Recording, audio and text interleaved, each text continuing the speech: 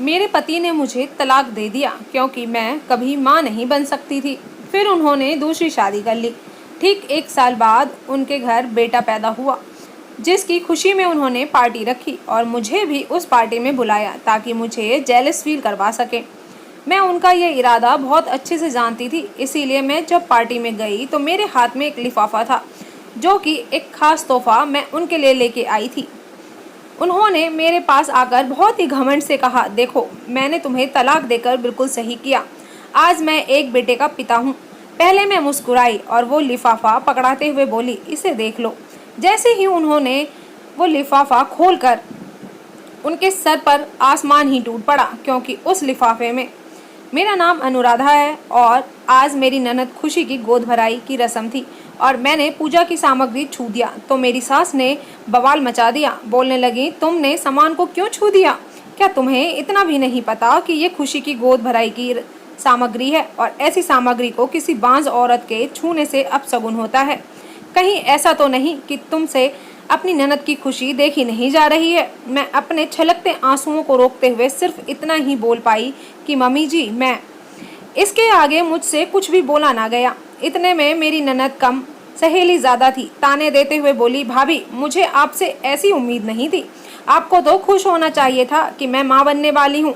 इतना अपमान सहने के बाद जब मैंने अपनी झुकी हुई नज़रों से अपने पति राजन की तरफ देखा कि वो मुझे बहुत प्यार करते हैं और वैसे भी हमारी लव मैरिज हुई थी, वो ज़रूर मेरी तरफ से बोलेंगे, लेकिन उन्होंने भी मुझे ही बोला कि तुम तो खुशी को अपनी बहन मानती हो ना, फिर तुम ऐसा कैसे कर सकती हो? उनकी ये बात सुनकर मैं अंदर से टूट गई थी क्योंकि कोई भी औरत सास ननद के ताने तो सहन कर सकती है, लेकिन उसका पति जिस पर उसने अपना सब कुछ न्यौछावर कर दिया हो, अगर वही इंसान उसको ताने मारे तो फिर वो कहाँ जाएगी? मैं रोते रोते किचन में काम करने लगी। बांझ होने के नाते मैं उस पूजा सामग्री को हाथ भी नहीं लगा सकती थी, लेकिन एक बहू होने के नाते उस घर के सभी कामों की जिम्मेदारी मेरी थी।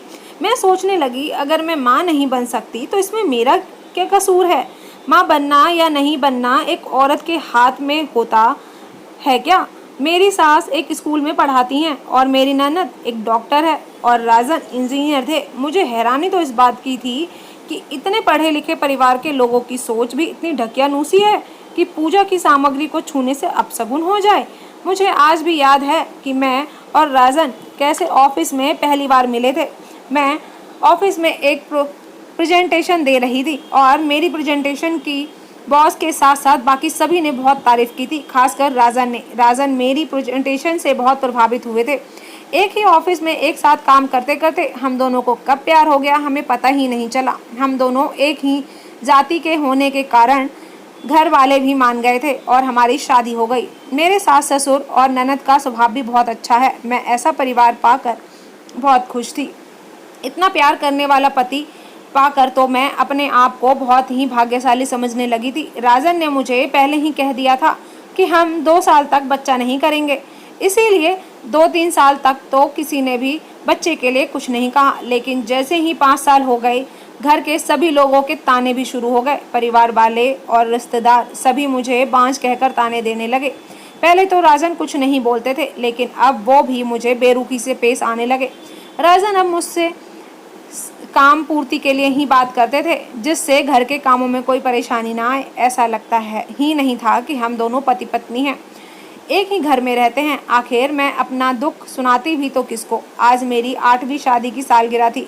मुझे लगा आज तो राजन अपनी चुप्पी तोड़कर मुझे बधाई ज़रूर देंगे, इसीलिए मैंने आज राजन की पसंद का नाश्ता बनाया, नई क्रॉकरी में नाश्ता दिया। लेकिन राजन ने चुपचाप नाश्ता किया और ऑफिस के लिए निकल गए। मैंने तबीयत खराब होने का बहाना करके ऑफिस से छुट्टी ले ली ताकि मैं डिनर अच्छे से तैयार करके अपने बेडरूम को भी डेकोरेट करके राजन को सरप्राइज दे सकूं। आज राजन ने एक बार भी नहीं पूछा कि तुम ऑफिस से छुट्टी क्यों ले रही हो, क्या तुम्हारी सचमुच तबीयत खराब है? मैंने आज डिनर में पालक पनीर, भिंडी की सब्जी और कई सारी सब्जियां आदि बनाई। अपने बेडरूम को बहुत अच्छे से सजाया और खुद भी राजन की पसंद के रंग की साड़ी पहनकर अच्छे से तैयार हो गई। आज मुझे पूरी आशा थी कि राजन आज अपनी चुप्पी तोड़ेंगे, लेकिन उन्होंने तो मेरी तरफ नज़र उठा के भी नहीं देखा। मैंने सोचा कि शायद बेडरूम में जाकर मुझे विश करेंगे, लेकिन सब कुछ मेरी उम्मीद के उल्टा हुआ। विश करना तो बहुत दूर की बात है, राजन ने तो मेरी तरफ देखा भी नहीं। मैंने अपने दिल पर पत्थर रखकर कहा कि आज हमारी शादी की सालगिरह है, क्या तुम ये भी भूल गए हो? राजन ने बोला, अरे नहीं, मैं वो मनहूस दिन कैसे भूल सकता हूँ? इसी दिन तो एक बांझ औरत मेरे गले पड़ी थी। मैंने रोते हुए कहा, हम एक बच्चा गोद भी तो ले सकते हैं ना? राजन ने कहा, हमारा इस टॉपिक पर पहले भी कई बार बहस हो चुका है कि मैं किसी और के बच्चे को, किसी और के खून को अपना नहीं सकता। मुझे मेरा अपना बच्चा चाहिए, जो कि तुम मुझे नहीं दे पा रही हो। खैर, आज हमारी शादी की सालगिरह है, इसीलिए मैं तुम्हारे लिए एक अनोखा गिफ्ट लाया हूँ। अनोखा गिफ्ट? मैं सोचने लगी, जो आदमी मुझे इतनी देर से खरी खोटी सुनाए जा रहा है, वो मेरे लिए कौन सा गिफ्ट लाया होगा? राजन ने मुझे एक लिफाफा पकड़ा दिया। मैंने उत्सुकता से उस लिफाफे को खोला तो उसमें तलाक के पेपर थे। मुझे विश्वास ही नहीं हो रहा था। जो राजन प्यार की बड़ी बड़ी बातें करता था, हर परिस्थिति में मेरा साथ देने की बात करता था, वो मुझे एक बच्चे के लिए तलाक दे रहा था। मेरी आंखों के सामने अंधेरा छाने लगा, लेकिन मैंने जल्दी ही खुद पर काबू पाते हुए तुरंत ही तलाक के पेपर पर हस्ताक्षर कर दिए, क्योंकि जिस इंसान के दिल में मेरे लिए रत्ती भर प्यार नहीं बचा था, उस इंसान के साथ रहने का क्या फ़ायदा। अगले ही दिन मैंने वो घर छोड़ दिया। उस दिन राजन को मनमांगी मुराद मिल गई थी।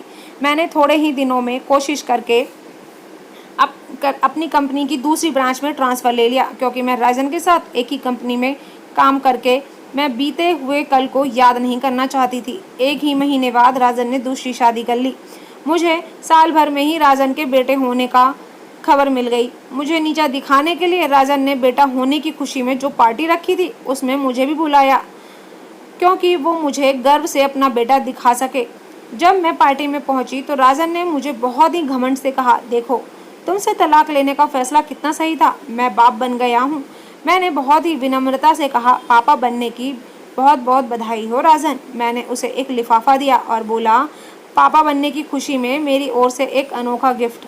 मेरे मुंह से अनोखा गिफ्ट सुनकर राजन को झटका लगा था, क्योंकि उसने मुझे अनोखा गिफ्ट बोलकर सालगिरह पर तलाक के कागजात दिए थे। आज मैंने उसको कौन सा अनोखा गिफ्ट दिया है, ये सोचते हुए उसने उस लिफाफे को खोला। उस लिफाफे में एक कागज़ थे, जिसको पढ़ने के बाद राजन के पैरों के नीचे से ज़मीन ही निकल गई थी। उसका खुद से कंट्रोल छूटने लगा। वो दिसंबर की कड़कती ठंड में भी पसीने में भीग गया। वो कोई उपहार नहीं था, राजन की मेडिकल रिपोर्ट थी, जिसमें साफ साफ लिखा था कि वो कभी बाप नहीं बन सकता। रिपोर्ट को पढ़कर राजन ने अपनी पत्नी की तरफ बहुत ही हैरत भरी नज़रों से देखा, तो उसकी झुकी नज़रों से साफ हो गया था कि आखिर मामला क्या है। मैंने राजन से कहा, राजन, अब फैसला आपको करना है कि आप किसी और के बच्चे को, किसी और के खून को अपनाते हो या नहीं। इतना कहकर मैं वहाँ से बिना खाना खाए चली आई। दूसरे ही दिन राजन और उसकी माँ मेरे घर आए। दोनों ही अपने किए के लिए बहुत शर्मिंदा महसूस कर रहे थे। वो लोग बात कहाँ से शुरू करें, उनको समझ ही नहीं आ रहा था। आखिर राजन ने ही बात शुरू की। उसने बोला कि वो मेडिकल रिपोर्ट। मैंने राजन से बोला कि क्या आपको याद है, हम दोनों ने एक ही दिन अपना मेडिकल चेकअप करवाया था और आप किसी काम की वजह से रिपोर्ट लेने नहीं जा पाए थे। मैं अकेले ही रिपोर्ट लेने गई थी। हाँ याद है, लेकिन तुमने तो घर आकर बताया था कि कमी तुम में ही है। तुमने झूठ क्यों बोला था? खुद में कमी ना होते हुए भी तुमने इतने साल सबके ताने क्यों सुने? मैंने भी तुम्हें कितना परेशान किया, फिर भी तुमने कुछ क्यों नहीं बोला? आखिर क्यों? मैं आपसे बहुत प्यार करती थी। मैंने सोचा अगर सच्चाई तुमको पता चल जाएगी तो तुम बर्दाश्त नहीं कर पाओगे। आप अंदर ही अंदर टूट जाते। मैं आपको टूटता हुआ नहीं देख सकती थी। मेरा क्या था, मुझे तो ताने सुनने की आदत पड़ गई थी, लेकिन आपके ताने सुनने की हिम्मत मुझ में भी नहीं थी। जब मैंने तुम्हें तलाक के कागजात दिए तब तो तुम सच्चाई बता सकती थी। राजन, गलती मेरी है कि मैंने आपके प्यार पर भरोसा किया। मुझे लगता था कि दुनिया चाहे जो बोले, लेकिन मेरा राजन मुझे कभी नहीं छोड़ सकता। उस दिन मेरा विश्वास टूट गया, लेकिन जब आपने तलाक के कागजात मुझे दिए तो मेरा भरोसा पूरी तरह टूट गया। जब आप मुझसे प्यार ही नहीं करते हो तो आपके साथ रहने का कोई फ़ायदा भी तो नहीं था। इसीलिए मैंने उस कागजात पर हस्ताक्षर कर दिए। मेरी सास मुझसे कहने लगी, बहू, हमसे बहुत बड़ी गलती हो गई है, प्लीज़ हम लोगों को माफ़ कर दो, अपने घर चलो। राजन भी बोलने लगे, पुरानी बातों को भूल जाओ, फिर से एक नई शुरुआत करते हैं। मैंने उनसे कहा, बात करना माफ़ी मांगने की बात नहीं है, यहाँ बात है आत्मसम्मान की। अब ये संभव नहीं है कि मैं उस घर में कदम रखूं। वैसे भी अगले ही महीने मेरी शादी है। मैंने वो अनोखा गिफ्ट इसलिए आपको दिया था क्योंकि मैं देखना चाहती थी कि आप दोनों माँ बेटे किसी और के बच्चे को अपनाते हो या नहीं। क्योंकि जब मैंने आपको बच्चा गोद लेने को कहा था तब आप दोनों ने बोला था कि हम किसी और के बच्चे को, किसी और के खून को नहीं अपना सकते। तो दोस्तों, आज की कहानी आपको कैसी लगी ज़रूर बताइएगा। अगर चैनल पे अगर न्यू हैं तो प्लीज़ सब्सक्राइब कर लीजिएगा। पुराने हैं तो कहानी पूरी सुनने के लिए धन्यवाद। प्लीज़ फैमिली एंड फ्रेंड्स के साथ कहानियों को शेयर कर दिया करें। फिर मिलती हूँ एक नई कहानी के साथ। Bye bye.